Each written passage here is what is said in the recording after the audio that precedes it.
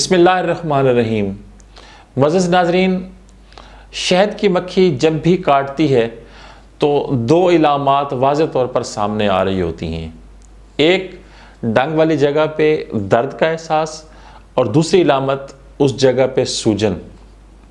تو جہاں کہیں بھی یہ دو علامات نمایاں ہوں تو ایسی جگہوں پہ ایسی علامات میں ہومیوپیتھک کی دوا ایپس میلیفیکا کو قطعاً بھی نہیں بھلانا چاہیے، کیونکہ عام طور پر سوجن میں نمایاں علامات نچلا پپوٹا، کوا، گلا اور خصیوں کی تھیلی، یہ سوجنوں میں عام علامات ہیں۔